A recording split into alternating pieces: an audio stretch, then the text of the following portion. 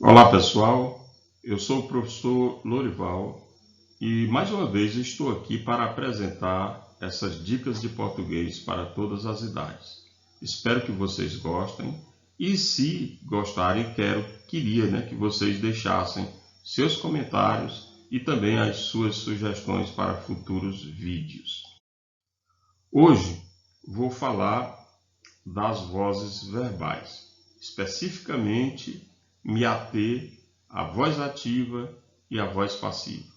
Mas antes, eu queria apresentar as três vozes do verbo: a voz ativa, a voz passiva e a voz reflexiva. Observem que na voz ativa, o sujeito do verbo na voz ativa, ele é um sujeito agente. O que quer dizer um sujeito agente? O sujeito agente é aquele que pratica a ação do verbo. É aquele que pratica a ação do verbo. Então é importante, quando a gente vai estudar as vozes verbais, a gente focar bem no sujeito, que é o sujeito que vai definir a voz do verbo. Não é o verbo que vai definir o sujeito, é o sujeito que vai definir se o verbo está na voz ativa ou não. Por exemplo, nesta frase aqui, meu filho comprou um chapéu. Observe o verbo comprar.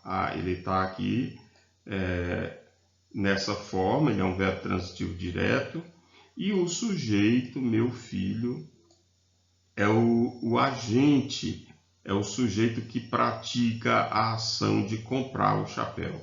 Esse termo, um chapéu, como o verbo comprar é um verbo transitivo direto, esse um chapéu é o objeto direto. Nesse outro exemplo, nós temos o verbo ler, que é um verbo transitivo direto, e nós temos o sujeito alunos. Observe que a ação de ler todos os livros disponíveis é feita pelos alunos. Lógico que esse sujeito é, sem sombra de dúvida, o agente desse verbo é o sujeito agente da ação desse verbo.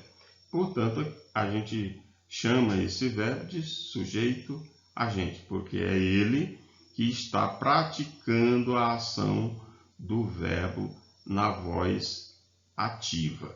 Verbo na voz ativa é quando o sujeito pratica a ação. Já na voz passiva, o sujeito é paciente, não é agente, ele é paciente, ou seja, ele sofre a ação do verbo. Agora aqui eu queria chamar a atenção como que esse verbo está estruturado. Ele, na verdade, ele é formado, essa forma aqui do verbo na voz passiva, é formado por dois verbos, formando uma locução verbal. A locução verbal é aquela que é composta por mais de um verbo. Nesse caso aqui, nós temos o verbo ser, o verbo ser, aqui na forma verbal foi, e o verbo principal, que é o verbo comprar no particípio.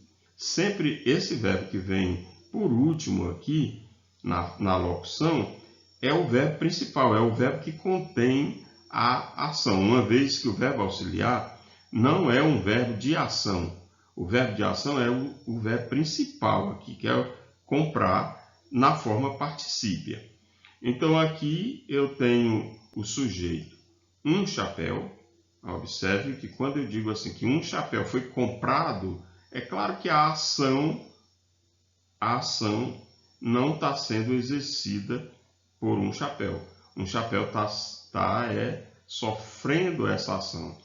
No caso aí, o agente dessa ação passou a ser meu filho, que é colocado depois da locução verbal, que a gente chama de agente da voz passiva, Quando a gente tem essa estrutura aqui de locução verbal, normalmente vai aparecer o agente depois dele, que é o agente da passiva. Bom, outro exemplo.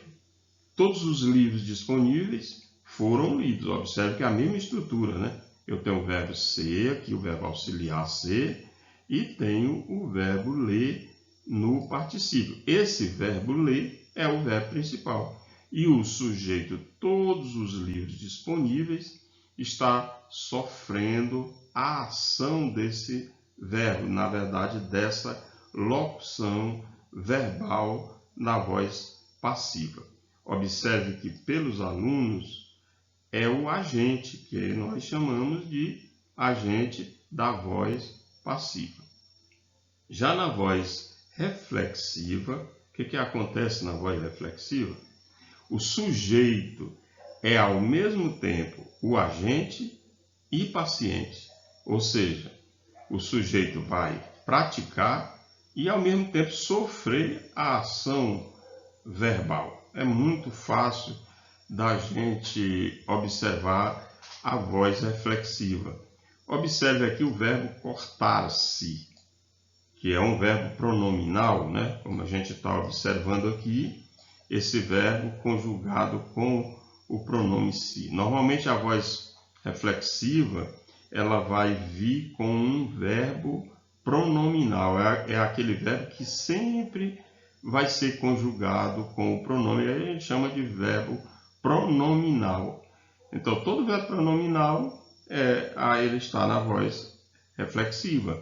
Observe que menino, o menino cortou-se. O menino cortou-se. Ou seja, o menino cortou ele mesmo. Então, ao mesmo tempo, menino é o agente, ele se cortou, ele cortou, né? E ao mesmo tempo é paciente, ele cortou ele mesmo. Então, ele é um sujeito agente e paciente ao mesmo tempo. Então, a gente diz que esse verbo aqui está na voz reflexiva. Veja que é fácil de você perceber isso.